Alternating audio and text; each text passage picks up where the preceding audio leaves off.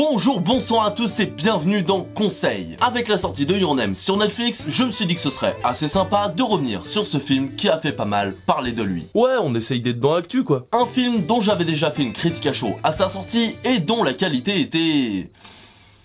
discutable.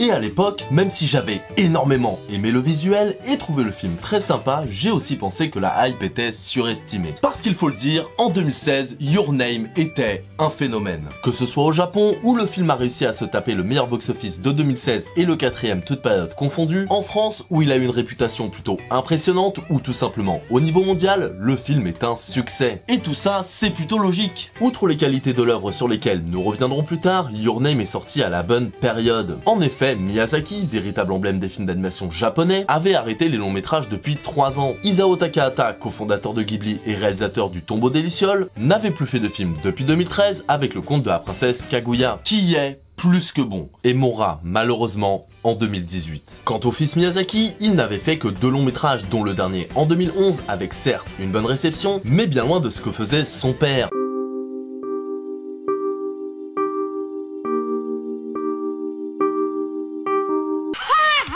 Non, à ce moment-là, on place l'espoir de l'animation post-Miyazaki en 2 hommes. Hiromasa Yonebayashi et Mamoru Hosoda. Hosoda Sensei, j'en ai déjà un peu parlé dans ma vidéo sur Digimon le film. N'hésite pas à aller la voir, ça fait plaisir. Travaillant pour la Toei ou les studios Madhouse, il finira par créer sa propre structure, les studios Shizu. Et c'est ainsi qu'il sortira Ameyuki, Les Enfants Loups ou encore Le Garçon et la Bête. De gros succès critiques et commerciaux qui seront vus comme une alternative à Ghibli. Mais Ghibli, ils ont Yonebayashi. Réalisateur d'Ariety, Le Petit Monde des Chapardeurs, il sera surtout connu pour son 2e long métrage, Souvenir de Marnie, qui lui aussi déchire. Et oui, il y a des chances que je parle un jour de tout ça sur la chaîne. Alors entre ce film en 2014 et Le Garçon et la Bête en 2015, la relève semblait assurée, avec à la fois l'émancipation de Ghibli et de l'héritage bien plus direct. Sauf qu'en 2016, Your Name est arrivé. Et sans non plus arriver de nulle part, car Makoto Shinkai, le réalisateur du film, avait déjà sorti La Tour au-dessus des nuages et 5 cm par seconde.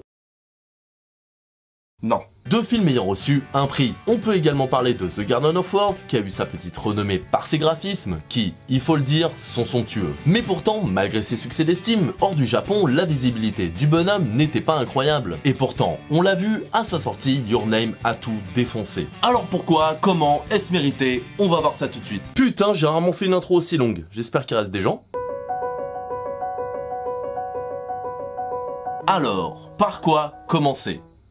Dire de quoi ça parle peut-être? C'est pas con ça. Putain, je suis malin quand même hein. L'histoire est celle de Mitsuha, une lycéenne habitant dans un petit village, et Taki, un lycéen de Tokyo. Sans savoir pourquoi, les 2 personnages se réveilleront régulièrement dans le corps de l'autre. S'en suivra alors des péripéties sur les liens qui les unissent, dont je ne parlerai pas ici, car cette vidéo est sans spoil. Ouais, je suis sympa, je sais. Bon, comme il faut bien commencer quelque part, je vous propose de voir ce que vaut le visuel. Voir, visuel, on est bon? Alors, je ne remettrai pas en question ce que j'ai dit à la sortie du film et je maintiens, c'est beau. Les dessins sont superbes, l'animation détaillée et particulièrement les jeux de lumière qui sont juste incroyables. À côté de ça, la mise en scène est travaillée par les mouvements de caméra, la longueur des plans et des cuts bien amenés. Le tout au service d'un cadre et d'une esthétique aussi agréable que réfléchie. Et il suffit de voir la scène de vision pour s'en convaincre.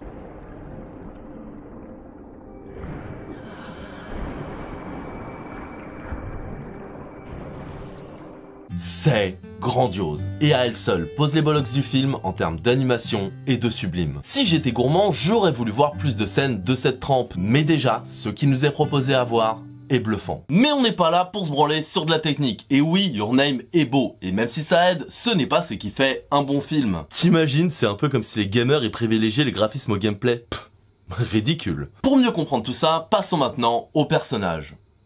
Et ils sont bons. Alors, rien d'incroyable. Leurs chara-design sont assez basiques dans le genre, et on peut dire la même chose de leur personnalité. Le père dur et autoritaire, la grand-mère spirituelle et aimante, les meilleurs amis qui peuvent pas se blairer mais en fait s'aiment. Bande de gamins. Le héros timide mais gentil, l'héroïne dans son bled qui rêve de partir à la grande ville, on a tous vu ça 1000 fois. Et ça sans parler de l'histoire d'amour aussi originale qu'un parent mort dans un Disney.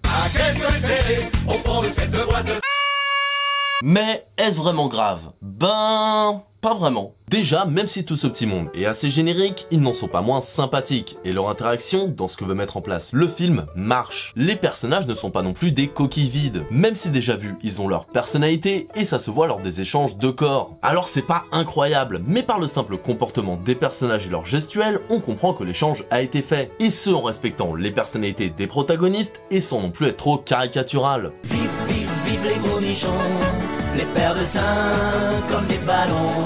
J'ai dit sans être trop caricatural. Et puis homme ou femme, on le ferait tous. As-tu vu les canouilles? Waouh! Mais surtout, ce côté basique permet une meilleure identification au personnage et de garder le spectateur dans sa zone de confort. La psychologie et l'évolution des persos n'étant pas au centre de l'histoire, des personnalités standards permettent de mieux se concentrer sur ce que le film veut réellement nous proposer. Oh oui, j'aime les transitions, c'est merveilleux. Mais qu'est-ce que le film veut nous proposer par ses thématiques et son histoire? Bon, déjà, il y a une métaphore évidente de conflit entre modernité et tradition, montrant les bons et les mauvais côtés de chacun. Mais bon, ça, depuis Miyazaki, c'est limite obligatoire, d'autant plus qu'ici, c'est un peu léger. Même si, évidemment, il est possible que le réel tenait vraiment à ces thématiques, mais je te parle du résultat là, et puis je le connais pas le réel, je suis pas sa mère. Et je ne vous ferai pas l'affront de vous dire qu'il y a évidemment une symbolique entre les liens, le temps, l'amour, et se barrer si une comète se crache sur ton village. Et pour ce qui est de l'histoire, je vous raconte tout ça. Histoire, racontée, putain je suis en forme aujourd'hui. Déjà, on peut noter que pour le principe d'échange des corps, malgré quelques simplicités, Faut du volume sous le téton. ils ne sont pas allés dans la facilité à l'américaine. On commence direct avec le problème, on voit les conséquences, et c'est sympa. Sauf que pas vraiment en fait. En réalité, la partie échange de corps n'est que le début du film. Et le véritable propos se dévoilera à partir de l'apparition de la comète. Et dans le principe, pourquoi pas? Sauf que ça pose plusieurs problèmes. Le film commence à montrer son véritable propos qu'au bout de 30 minutes, et avance réellement vers les 45, ce qui, à mon sens, rend l'introduction trop longue et poussive, ce qui est d'autant plus visible quand on la compare avec le reste de l'œuvre. Et je ressens la même chose pour la fin. Après la rencontre au crépuscule, j'ai senti le film long, et particulièrement quand les protagonistes sont adultes. Alors c'est peut-être parce que ce moment de rencontre et la fin de cette séquence se ressentaient comme une fin, et que du coup le reste m'a plus fait penser à un épilogue qui s'étire beaucoup trop, surtout que ce qui nous est présenté à ce moment là est ultra classique, beau et rempli d'émotions mais prévisible, ce qui fait qu'à mon sens le film souffre d'un problème de rythme, trop long au début et à la fin avec un tout qui est fait de manière parfois beaucoup trop poussive pour moi. Alors certes le concept est intéressant et souvent bien utilisé mais parfois bancal, il y a des moments où on peut se demander s'il n'y a pas des incohérences ou si le principe de base est vraiment utilisé de manière logique. Et donc, possiblement, on sort du film. Et c'est dommage, car pris dedans, Your Name est vraiment bon, et particulièrement par son ambiance qui, quand elle touche, est vraiment réussie. Je sais, génie des transitions. Car oui, on va maintenant parler de l'ambiance, et si je précise qu'elle est bonne quand elle touche, ce n'est pas pour rien. Outre les problèmes de longueur, le film a pour moi un mauvais dosage de ses ambiances et des émotions qu'il veut faire ressentir. À la fois très poétique avec un visuel magnifique et une atmosphère palpable, mais en même temps incrusté de blagues plus ou moins bien amenées et avec une ambiance plus légère et fun. Et ça fait que selon moi, ce mauvais dosage peut avoir tendance à être contre-productif. On est trop dans le léger pour être pris totalement dans les moments solennels et on a du mal à apprécier cette même légèreté car à côté de ça, des moments plus graves nous rappellent à l'ordre. Et attention, ça peut être totalement voulu. Le but était peut-être de créer une cassure entre plusieurs ambiances afin de brusquer le spectateur et d'exploiter un maximum d'émotions possibles, ce qui, dans l'idée, pourrait marcher. Mais pour ma part, pas vraiment. Malgré quelques moments où ça marche vraiment, le mélange semble forcé entre plusieurs tons, comme si à force de vouloir trop en faire, les volontés de direction à suivre s'opposaient pour finalement desservir le film. On ressent trop le côté hybride qui ne sait pas toujours quoi faire, et personnellement, ça fait que je n'arrive pas à aller à fond dedans. Et c'est vraiment dommage, parce qu'à partir de la randonnée avec la grand-mère, le film prend un tournant plus profond, et on sent tout son potentiel. Et c'est ce qui est rageant. Quand le film marche, c'est excellent et nous apporte de grands moments d'émotion, mais malheureusement, trop de moments gâchent cette ambition. L'opening de début type animé classique, le clip show après l'échange des corps à la fois pas nécessaire car on avait compris le principe, et renforçant encore une fois le côté animé. Beaucoup trop de moments qui sont bons en soi, mais ne semblent pas avoir leur place dans une œuvre comme celle-ci. Pour conclure, même si j'ai été dur avec le film, je vous conseille Your Name. Oui, le film a quelques défauts qui font que, selon moi, il reste surestimé et ne peut pas en faire un chef-d'œuvre. Mais ça reste un grand film. Par son visuel, son ambiance, les musiques qui malgré leur côté trop animé sont très bonnes, Your Name a beaucoup de qualité. Et même s'il me frustre à la fin de son visionnage, c'est justement parce qu'il est bon et qu'on sent tout le potentiel pour un film incroyable. Et c'est pour ça que je suis dur avec lui. Alors tout ça, c'est bien mignon, mais au final on n'a pas répondu à la question. Pourquoi Your Name a tout défoncé? Parce qu'avec tout ce que j'ai dit, on peut s'attendre à un succès évidemment, mais à ce point-là, ça peut paraître étonnant.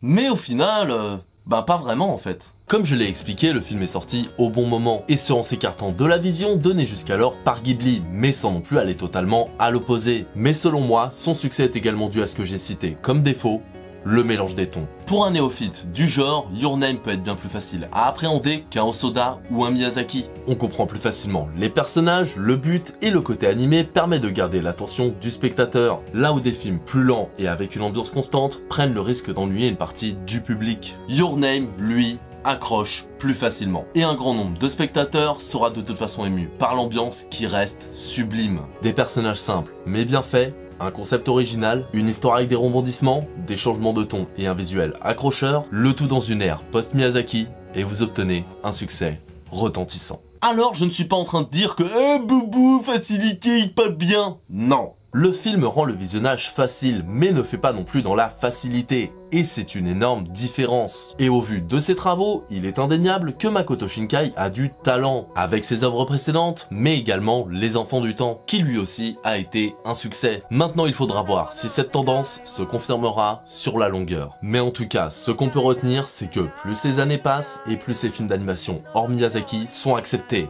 et appréciés par le grand public. Ce qui est une très bonne nouvelle et donne un tas de possibilités pour le futur. Maintenant, à voir ce qu'ils en feront.